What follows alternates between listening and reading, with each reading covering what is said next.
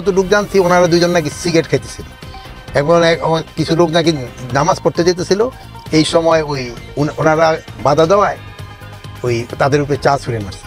তো আপনারা জানেন ওপেন জায়গায় কিন্তু সিগারেট খাওয়া এই নারী পুরুষ সবার জন্যই নিষেধ।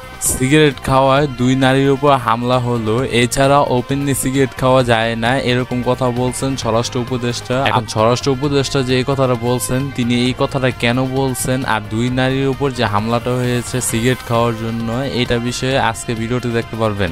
এটা কিন্তু একটা অফেন্স, এই জন্য আমি আপনাদের কাছে অনুরোধ করবো ওপেনে যেন কেউ সিগারেট না খায়।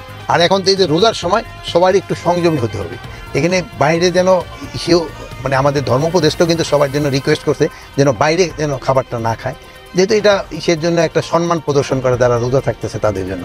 এ কথাটা জানি না কে কি মনে করবে, কিন্তু আমার মতে এ কথা তিনি সঠিকই বলছেন, এবং রোজার মাসটা যেন অত্যন্ত পক্ষে সবার সামনে যদি না খাওয়া হয় এরকমই তিনি কথা বলছেন। এছাড়া স্বরাষ্ট্র উপদেষ্টা আরো কিছু কথা বলছেন, তা হলো রোজার মাসে যে এই পণ্যগুলোর দাম বেড়ে জায়গা এবং দ্রব্যগুলোর যে দাম বেড়ে জায়গা এগুলো সম্বন্ধে তিনি কথা বলছেন। আরেকটা আপনাদের কাছে মাধ্যমে আমি অনুরোধ করবো যেন জিনিসপত্রের দাম না বাড়ায়।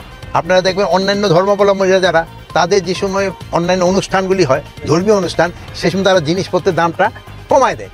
আর আমাদের দেশে কিন্তু উল্টো হয়, আমাদের দেশে এই রমজানের সময় দামটা কিন্তু বাড়িয়ে দেয়। সিন্ডিকেট বাড়ায় মানে কি আমি বিজনেসম্যানরাই বাড়ায় দেয়, এই জন্য বাড়ায় দেয়। আপনার বিজনেসম্যানকে অনুরোধ করবেন যেন তারা এই কাজটা না করে।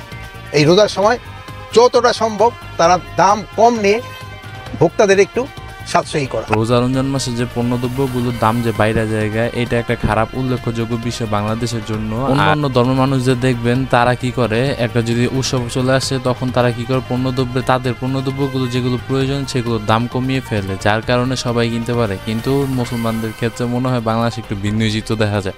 সিন্ডিকেটের অবধিবার না থাকলেও গতবারের থেকে কিন্তু এবার জিনিসপত্রের দাম কম্পারেটিভলি একটু কম আছে, এবার কিন্তু একটু কম আছে, এটাও আপনাকে বলতে হবে।